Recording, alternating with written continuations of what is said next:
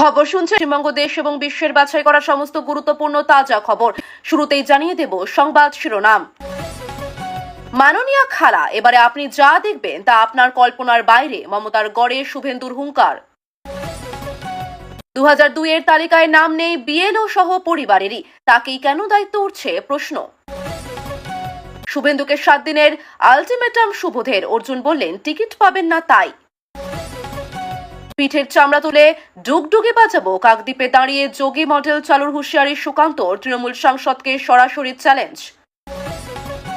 সোমবার পশ্চিমবঙ্গ সহ প্রায় 10 রাজ্যে এসআইআর ঘোষণা করতে পারে নির্বাচন কমিশন। আমি তো দেখলাম প্লাস্টিকের জল ঢোড়া, একই স্টুডিওতে কুণাল মিঠুন কথা হলো। গত 5 বছরে আইনজীবীদের পিছনে মোটা টাকা ঢেলেছে রাজ্য সরকার, অঙ্কটা জানলে ভিমড়ি খাবেন। সরকার নিশ্চুপ, আক্রমণের মোকাবিলা করতে হবে মহিলাদেরই, মেয়েদের ব্রিগেডে বললেন মীনাক্ষী। মাঠে মারা গেল ভরতপুরের হুমায়ুনের সংখ্যালঘু কার্ড, বেঁকে বসলেন ডেবরার হুমায়ুন। শুভেন্দুর খাস তালুকে বিজেপিতে তৃণমূল সংখ্যালঘু সেলের নেতা, গেরুয়া শিবিরে আরো 60 পরিবার। শুভেন্দুর অভিযোগের ভিত্তিতে করা পদক্ষেপ কমিশনের, ডায়মন্ড হারবারের বিতর্কিত বিএলওকে অপসারিত করা হলো। ভাঙড়ে বোমাবাজি, দলীয় কার্যালয়ে ভাঙচুর, ঘটনাস্থলে পুলিশ মোতায়েন। আমাকে দল থেকে বের করে দিন, ভোটের মুখে বেলাগাম হুমায়ুন কবির, চাপের শাসক দল। ওর উত্তর পেতে মহুয়া কাঞ্চনের কাছে যেতে হবে, পাল্টা কল্যাণের তুলোধনা শুভেন্দুর। ঘটনাস্থল রেলের জায়গা, কোনো নিয়ন্ত্রণ নেই ওখানে, চেতলায় খুনের ঘটনায় বক্তব্য ফিরহাদের। ভবানীপুরে মুখ্যমন্ত্রীর বিরুদ্ধে লড়াইয়ে ভয় পাবেন না, কর্মীদের আশ্বস্ত করে বিকল্প রুজির প্রতিশ্রুতি দিলেন শুভেন্দু। সম্ভবত আমি ডেবরাতেই লড়বো এবং জিতবো, আত্মবিশ্বাসী হুমায়ুন। এসআইআর নিয়ে বিজেপি দিশাহীন অবস্থায় পড়তে চলেছে, কমিশন সাংবাদিক বৈঠক ডাকতেই বললেন কুণাল। আর 5-7 দিন সময় দিন, শুভেন্দু কাকে কাকে চাকরি দিয়েছেন তার তালিকা দেবেন কল্যাণ। পশ্চিমবঙ্গে এসআইআর কবে, নির্ঘণ্ট ঘোষণা হতে পারে কালই, জোর প্রস্তুতি নির্বাচন কমিশনে। নন্দীগ্রামে মাদ্রাসা পরিচালন সমিতির ভোটে জয়ী তৃণমূল, মুখ থুবড়ে পড়ল বাম কং আইএসএফ জোট। বিহার লালুকে চোর হিসেবে চেনে, তেজস্বী প্রতিশ্রুতির পাল্টা কটাক্ষ উপমুখ্যমন্ত্রী সম্রাটের। খড়গপুরে বিজেপি মহিলা সম্মেলনে প্রায় 30 নেত্রী কংগ্রেস, তৃণমূল ও সিপিএম ছেড়ে যোগদান। ভোটের মুখে বিধায়ক, প্রাক্তন মন্ত্রী সহ জেডিইউ থেকে বহিষ্কৃত 16, হ্যাম থেকে 11। এটা বিজেপির জায়গা, আপনারা প্রস্তুত তো, ভবানীপুরে দাঁড়িয়ে বললেন শুভেন্দু। দ্বিগুণ ভাতা, ভোটের আগে তেজস্বীর নজরে পঞ্চায়েত প্রতিনিধিরা, ক্ষমতা এলে আরো সুযোগ সুবিধার ঘোষণা। মন কি বাত থেকে বাঙালি অস্মিতায় শান, বন্দে মাতরম স্মরণ করলেন মোদী। ওয়াকফ আইনকে ডাস্টবিনে ফেলে দেওয়া হবে, সংখ্যালঘু অধ্যুষিত এলাকায় গিয়ে তেজস্বী যাদবের বিরাট প্রতিশ্রুতি। তাহলে নীরবতা কি ক্লান্তির লক্ষণ, অভ্যন্তরীণ দ্বন্দ্ব না অন্য রাজ্যে ফোকাস, মহাগঠবন্ধনে বোঝা হয়ে উঠল কংগ্রেস।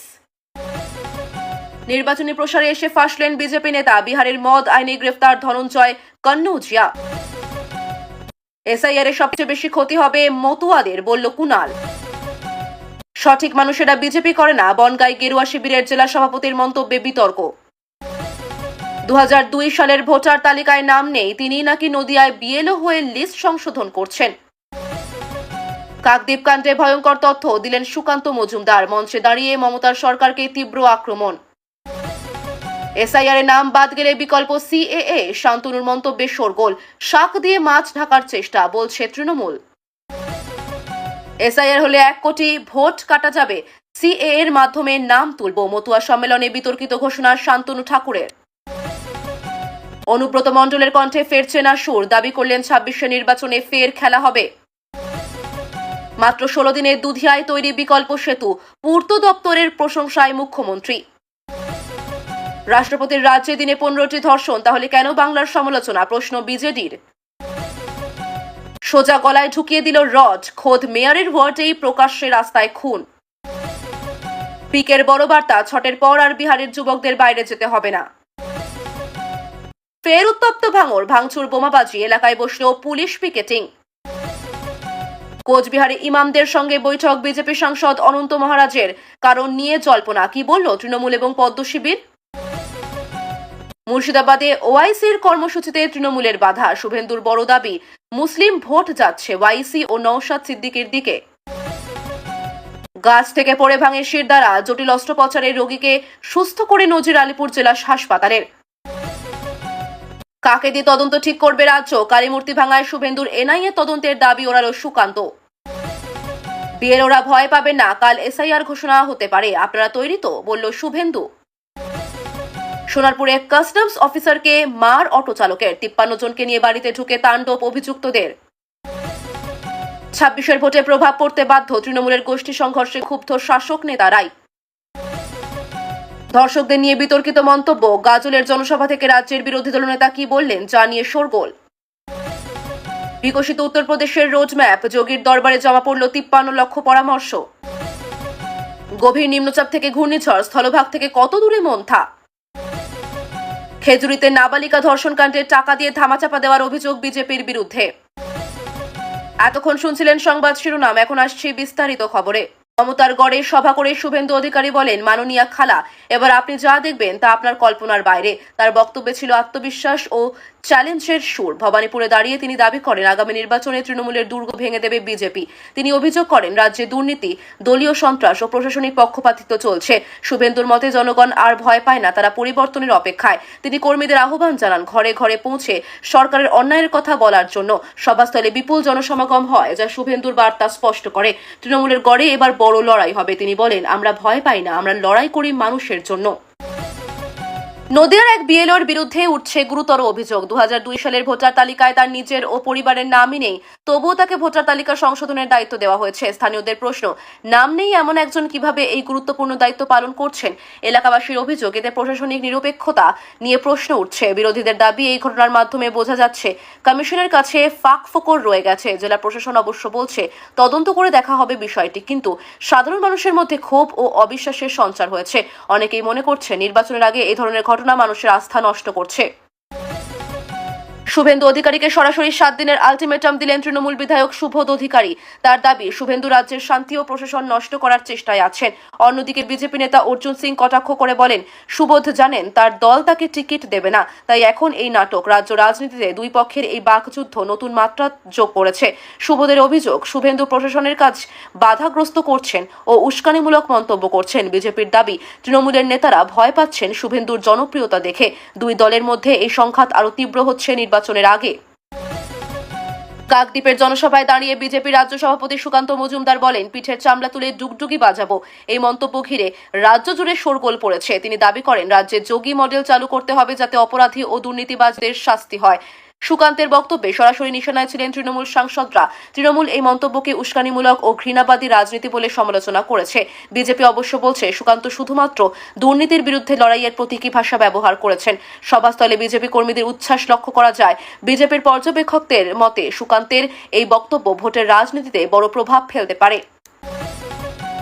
নির্বাচন কমিশন সোমবার পশ্চিমবঙ্গ সহ প্রায় 10টি রাজ্যে এসআইআর ঘোষণা করতে পারে বলে জানা গেছে। কমিশনের উচ্চ পর্যায়ের বৈঠকে এই সিদ্ধান্ত চূড়ান্ত হওয়ার সম্ভাবনা প্রবল। রাজ্যের প্রশাসনকে ইতিমধ্যে প্রস্তুত থাকতে নির্দেশ দেওয়া হয়েছে। সূত্রের খবর, রাজ্যগুলিতে ভোটার তালিকা হালনাগাদ বিএলওদের প্রশিক্ষণ ও নিরাপত্তা সংক্রান্ত ব্যবস্থা পর্যালোচনা করা হচ্ছে। পশ্চিমবঙ্গের রাজনৈতিক দলগুলি ইতিমধ্যে প্রচার শুরু করে দিয়েছে। তৃণমূল, বিজেপি ও বাম জোট সব দলই নিজেদের সংগঠন ঝালিয়ে নিচ্ছে। কমিশনের তরফে জানানো হয়েছে, সবকিছু স্বচ্ছ ও নিরপেক্ষভাবে হবে, তবে বিরোধীদের দাবি সরকার প্রশাসনিক সুবিধা নিচ্ছে। একই টেলিভিশন স্টুডিওতে দেখা গেল তৃণমূলের কুণাল ঘোষ ও বিজেপি নেতা মিঠুন চক্রবর্তীকে।